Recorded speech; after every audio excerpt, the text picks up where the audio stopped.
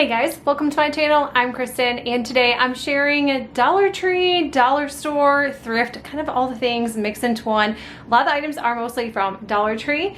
And if you guys did not see my recent community post, I posted it about a week ago that I'm going to be doing a no buy in July. So that means I'm gonna have to use everything and whatever is in my craft stash to get me through the month of July. And honestly, it has been pretty easy. Now, I'm not talking about paint or glue sticks or hot glue or the necessities that you're going to need. I'm talking about your wood planks, your crates, your florals, all the things that you thought you needed to buy and you have not used yet. So that is what the whole month of July is going to be for me. Things I have in my garage I need to paint, things I need to sand, all the fun things. So let me know in the comments below if you guys are also doing the no buy in July with me. And in the beginning of August, I will be doing a fun giveaway just to say it feels good that I did not spend anything on craft items for the month of July. So without further ado, let's get into the video.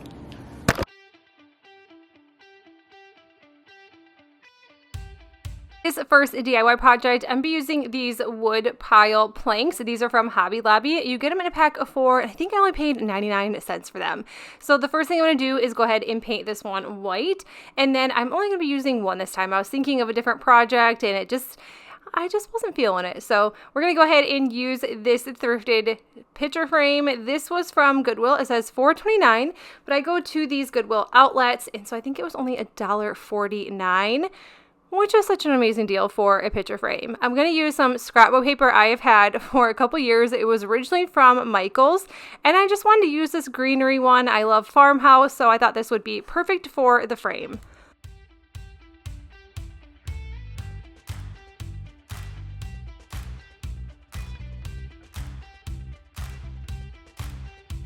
Really liked the color of the frame, so I did leave that, and now I'm going to go ahead and glue that plank right to the bottom, and this covered those words perfectly, which I mean, you cannot get any better than that when you don't have to paint or sand anything. This market sign is from Dollar General a year or so ago. It was only $1, and I just kind of reused it for a bunch of different projects. Put in the center of that wooden plank, and then I had this pig frame. This is also from Dollar General. It was only $1.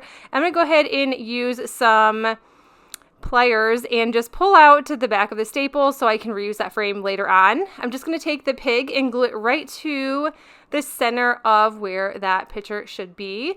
And I love this. This cannot say Farmhouse any more than what it already does.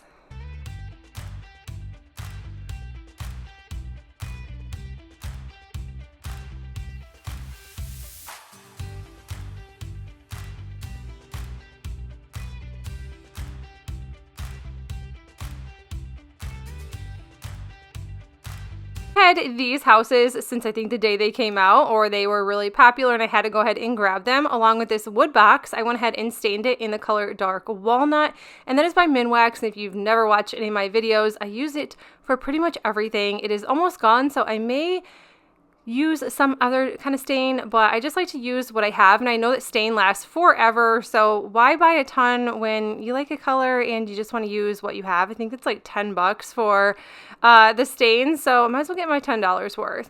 I'm gonna go ahead and use this Couture silkscreen transfer just to make a pattern on this house. I should have done this prior, but I wasn't thinking, and I wasn't actually going to do that. I was going to do something completely different.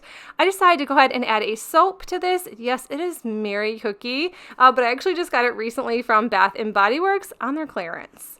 So for this next one, I wanted to use this other house because, like I said, I've had these probably for a good year since they've come out, and I was like, okay, these have got to get used.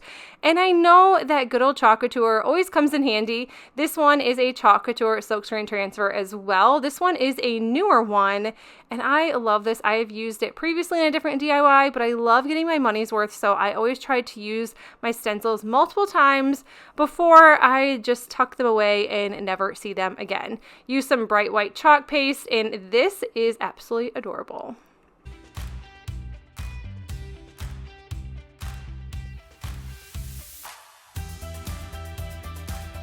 Flower and garden bucket was definitely from Dollar Tree, and this candlestick has been loved and used so many times. I usually just paint it white and then repaint it white over and over again, but I decided to go ahead and I wanted that candlestick to match the words on that galvanized bucket. So I went ahead and painted it black. Now I'm just going to go ahead and glue that bucket right to the top because you know what? These little crafts are fun and you can put these outside. You can put them in your house. It doesn't really matter. You want to just have this on your porch. I think it would look super cute with some flowers in it, real or fake. And then to top it off, I just added some fun greenery. These are just some pieces I had left over. And I think this turned out great. It is way better than sitting in a box in my craft room.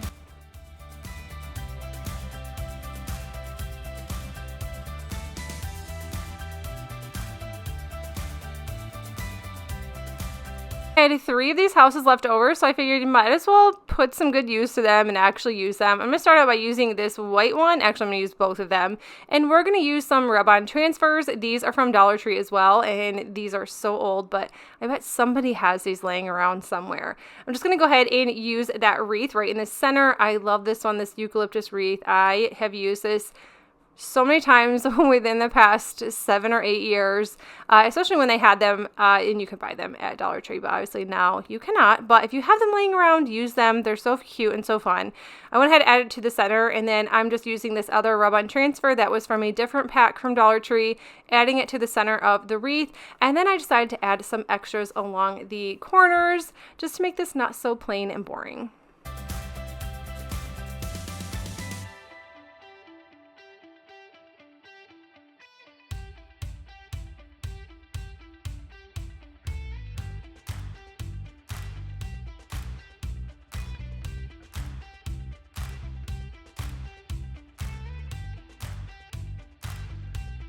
These two to match, so I'm gonna go ahead and use those eucalyptus rub-on transfers once again and just add these 3 pieces to the bottom. I don't think you need to add anything super crazy. If you want to, go ahead and do it. You want some words on the top of this to make it look less plain. I mean, these are just honestly the easiest houses to do rub-on transfers. They just come off so easy and take no time at all.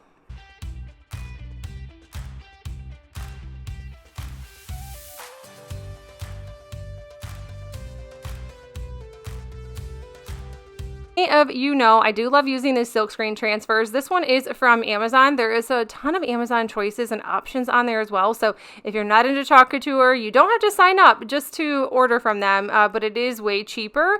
And I always link everything in the description box below for you guys. But if you just want to buy some on Amazon and try them out without spending $1 million, because Couture is very tempting to buy a ton of stuff, I'll link some Amazon items in the description box below for you guys if you want to check them out. Unless you're doing that no buy July, then you hold off until August.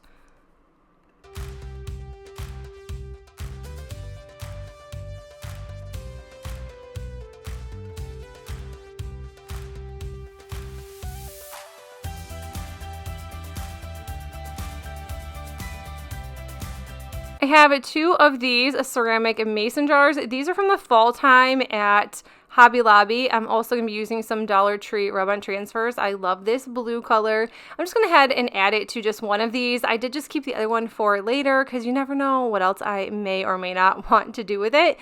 But I love using rub-on transfers. It's such a great option, and it's a really fun way just to kind of style and customize things to your liking. I like this next to the sink, so when I do want to do dishes, I can just take my jewelry off and I know exactly where it is. So this is kind of where it is at now, and then obviously this is what it looks like without anything on it.